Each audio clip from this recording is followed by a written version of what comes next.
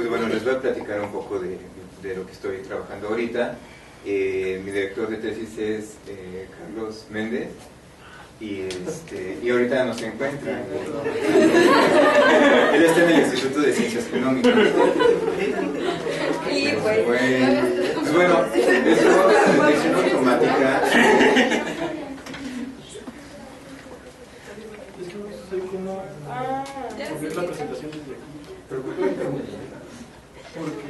no tenía aquí. Porque no puse una presentación de cambio.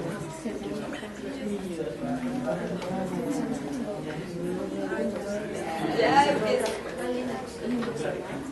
Ahí se acaba de ir todo el tiempo. Ya, Pues bueno, este es el título, detección automática de noticias relevantes. El problema surge a partir de que nos damos cuenta que existe mucha información y no es posible leer todo lo que sale diariamente en los periódicos. De esa manera surge la necesidad de saber cuál de esa información es más relevante que otra. Si se lograse resolver este problema que estamos planteando, se podrían responder el tipo de preguntas como qué leo primero, qué atiendo primero y qué información es más importante para tomar decisiones. Lo que se puede hacer para tratar este problema es investigar métodos que entreguen información relevante o información resumida. En este caso vamos a tratar de información relevante. Y bueno, primero tenemos que definir un poco lo que es la relevancia. Si quisiéramos obtener las noticias relevantes, primero tenemos que saber qué es relevante. Y lo que podemos decir es que la relevancia es muy difícil de definir. ¿Por qué? Pues porque es muy subjetiva. La relevancia no existe tal cual y depende de una persona sobre los conocimientos que tiene sobre algún tema.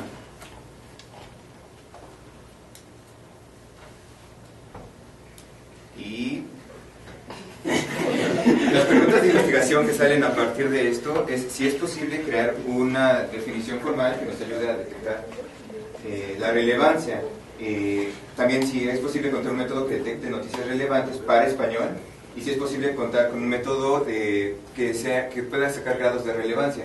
En el estadio de la cuestión podemos ver la recuperación de la información, que es la manera que se ha tratado de resolver, donde se tiene una pregunta y un conjunto de documentos. Lo que se hace es una comparación que entrega los documentos más relevantes. Manning, de 2009, en su introducción a la recuperación de información, define esta actividad.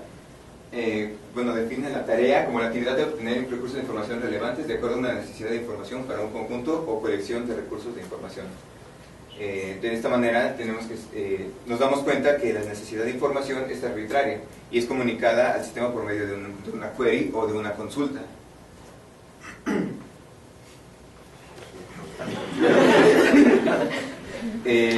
Nuestro acercamiento al problema es ver si es posible hacer un método para entregar a alguien noticias relevantes, independientemente de que el usuario escriba las palabras clave. Es decir, nosotros queremos armar que las noticias salgan de acuerdo a un perfil. Es por eso que nuestra idea es crear un método que no solo tome en cuenta palabras clave, sino características más abstractas y más generales de un conjunto de información que ayuden a recuperar las noticias relevantes. En el trabajo relacionado encontramos a esta persona que es Mizarro, que en 1998 habla sobre un conjunto de características abstractas y concretas que en conjunto pueden ayudar a mejorar la recuperación de información. Dentro de una de estas características, por ejemplo, está la comprensibilidad de un texto, que puede ayudar a mejorar. Entonces ponemos las características concretas, que son es aquella información que se puede obtener a partir de un texto, y digamos que es la que está estructurada en la base de datos para un conjunto de noticias, la que se almacena. Y luego existen las características abstractas, que es las que vamos a intentar aplicar de Mizarro a este problema, y son las que existen en un documento, pero que solo un humano puede entender. Otra podría ser la fertilidad, o sea, me refiero a que podemos ver un texto que tiene referencia con otro texto. Para el corpus utilizamos una base de datos con la que se trabajó en un proyecto para una empresa privada dentro de GIL. Dentro de él se analizaron todas las notas registradas de un periodo de 5 días para notas etiquetadas como prensa y televisión. Este corpus también incluye radio. Las características abstractas y concretas para prensa, de acuerdo a nuestro corpus, porque tenía muchas deficiencias, es la fecha, sección, página, género Y estos tres de aquí los vamos a obtener a partir de Free, de la herramienta de foto. Y nuestras características concretas que tenemos es la contemporaneidad, el protagonismo y la localidad. Varias de estas van muy ligadas a ponderaciones de las características concretas. El trabajo futuro pues, es ver cómo podemos lograr juntar todos estos términos para lograr cuantificar la relevancia. Otro trabajo futuro que estamos planeando, bueno, que se podría hacer es tratarlo con un corpus diferente o con un conjunto de noticias que tengan características que tengan más características registradas. Y pues la otra idea podría ser probar la idea para redes sociales. Y eso es todo.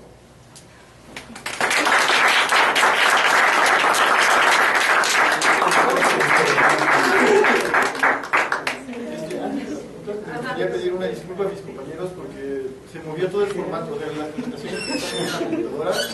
Están bien, pero cuando pasé a esta computadora por alguna razón se movió todo el formato, aunque es el mismo programa, pero son versiones los hicimos reír y bueno.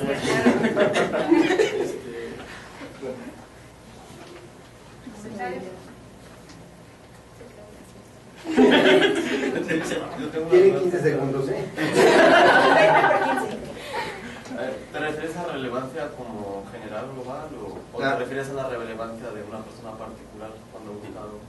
Para lo que estamos tratando de hacer es definir la relevancia como un perfil, o sea, o tratar de obtener las noticias relevantes hacia un perfil que en este caso sería la sociedad. Yo le quería preguntar a Julieta. Liliana. Ella es ¿Qué exactamente qué? Porque dijiste que estás buscando el léxico, pero no Aspecto ya léxico. El Ajá. aspecto léxico es una de los subtipos. Ajá. Bueno, está el verbo. Ajá. Ese tiene 3 características, que es tiempo, aspecto y modo. Yo estoy enfocada en el aspecto, que como dije al principio, muy rápido, el aspecto tiene que ver más con el enfoque del hablante y cómo es que percibe la situación. Y dentro de eso hay otros 3 subtipos, que es morfológico, léxico y sintáctico. Yo estoy enfocada en el léxico porque engloba más información. Tiene más información temporal, tiene más información en cuanto a el número de veces que se llevó a cabo la acción y se relaciona y modifica de acuerdo a los constituyentes de la oración que tiene. ¿Por ejemplo? Supongamos, Julieta va a nadar todos los días. Ese tiene un aspecto léxico de actividad. La oración concreta, el enunciado Sí. concreto. Porque es una oración. Bueno, sí, en este contexto sí se menciona. Porque el verbo es el que da el aspecto para todos los demás constituyentes, pero hay algunos que pueden modificar este tipo de aspecto. En este caso, de la oración que mencioné, es una actividad porque es algo que pasa todos los días y no hay una alteración en ello. O sea, no sabemos cuándo va a tener punto término el hecho de que vayan a dar todos los días. Y eso como para... Eso sirve para modelar. Lo había dicho tranquilamente, pero con situaciones técnicas. Bueno, el hecho de que tengamos esta herramienta de detección automática de aspectos sirve para muchas cuestiones en cuanto principalmente a 2. Para la adquisición del español como segunda lengua, ahí podríamos ver la interacción que tienen los alumnos con la lengua, cómo es que manejan este tipo de información verbal, porque es algo de lo que cuesta más trabajo, y con esta herramienta podríamos evaluar su producción y también ver cómo hacernos entender de una mejor manera. A otra que va muchísimo más ligada con lo que decía con el trabajo de mi compañero Alejandro, es ayudar a modelar la temporalidad en cuanto a textos noticiosos.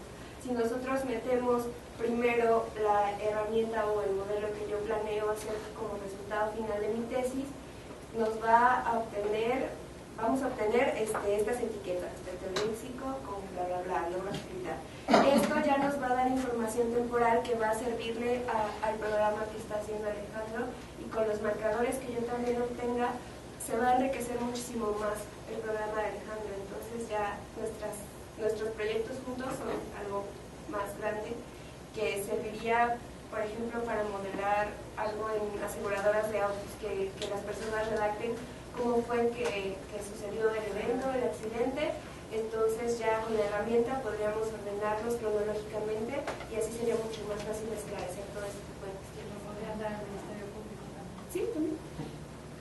Alejandro, yo le iba a preguntar una cosa. Lo que tienes, los modelos que tienes están hechos en inglés, ¿no? O propuestos en inglés. Sí. De Allen y esto. ¿Crees que será lo mismo o lo han validado en español?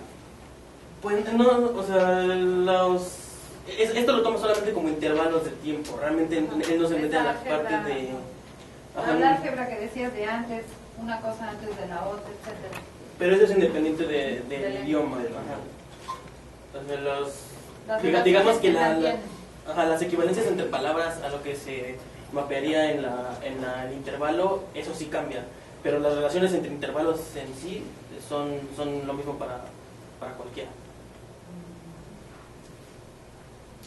No te creo, pero bueno. Como Luis Pineda. Llevan dos. Eso suena. Habría que pensar. ¿Alguna otra cosa? ¿No? Bastante cansados. ¿Un poco? Bueno, pues muchas gracias a todos.